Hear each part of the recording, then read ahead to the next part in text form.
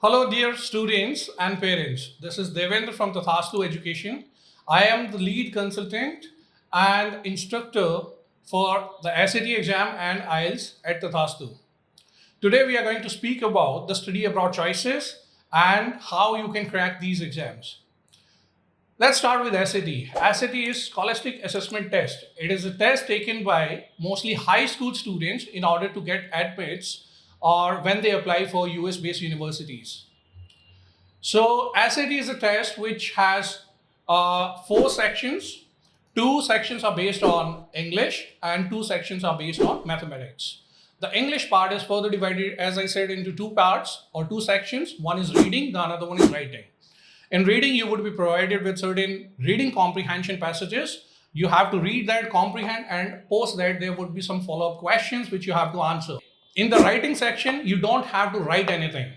Rather, it is also reading, but the focus would be on grammar and vocabulary in context and inferences. In mathematics, we have two parts. One is calculator section, calculator based, and the another one is no calculator. In calculator based section, you can use the calculator, but in no calculator, in the recent changes which happened recently in 2023, you can still use the calculator, but it would be on-screen calculator. So why do we take SAT? SAT is kind of mandatory exam for most of the US-based universities. Certain universities outside US as well. For example, National University of Singapore, it keeps it mandatory. Similarly, there are going to be certain universities, even if it is not mandatory, they consider the SAT score. Many universities in Canada, you will find they accept the SAT score.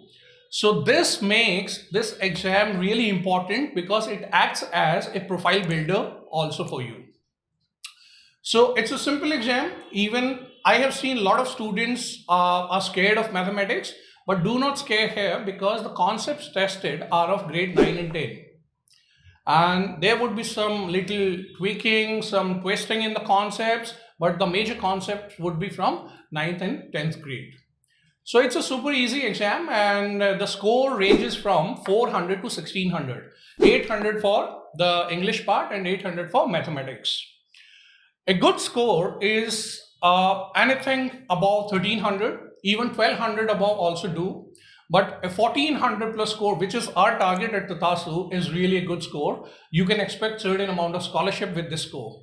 Ideally, if a student is really good academically, we set a target of 1500 plus. And if you're really good, your mathematics is good, if you have good reading habits, set a target of 1550 for sure.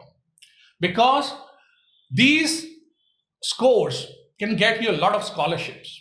Not only great admits, like when you're targeting universities global under the global ranking of top 20, 25 or 30, if your score is 1500 plus, it will really help. The right time to start the SAT preparation would be any time after grade 9. Grade 9, you just try to explore what the exam is, what it tests, and where it will be used, all that. But in grade 10, you can start your serious preparation. Grade 10 and grade 11, this is the ideal time, I would say. And in case if you are a bit late, if you are already in grade 12, you can take the exam in grade 12 as well. The SAT exam is conducted 7 times in India, and it is a computer-based test now.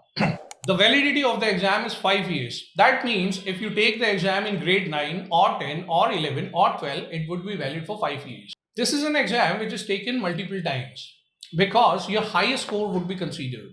For example, we had a student who initially scored a 1350, but we were not very satisfied with that score. So we encouraged the student to take the exam once more, and she scored a 1450 in the next attempt, a 1490 in the third attempt, and we finally sent the 1490 score to the universities, which improved her chances of getting admitted and getting scholarship immensely. So I would say plan the exam for multiple times, and the best time to take the exam is the October attempt, because the typical preparation time is around 3 to 4 months. So when you start your preparation during summer vacation in India, which is maybe around May or June, then you end by September and you can take the exam in October.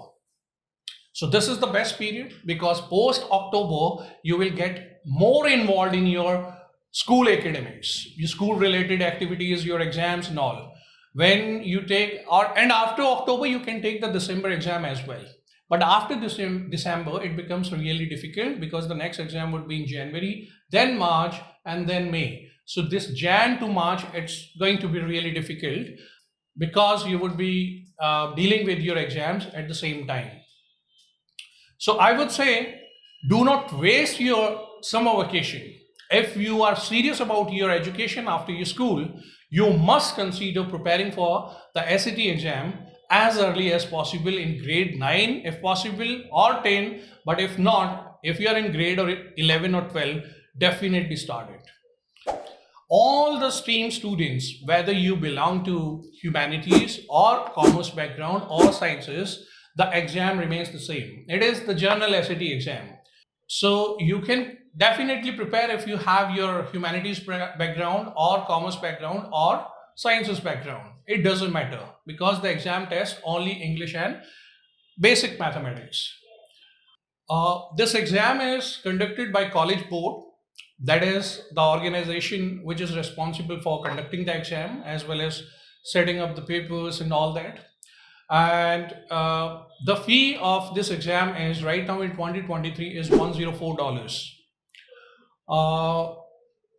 After the SAT exam, you need to take one more exam, that is in any English proficiency test, in which you might have heard of IELTS exam, TOEFL or PT or Duolingo. These all are English proficiency tests.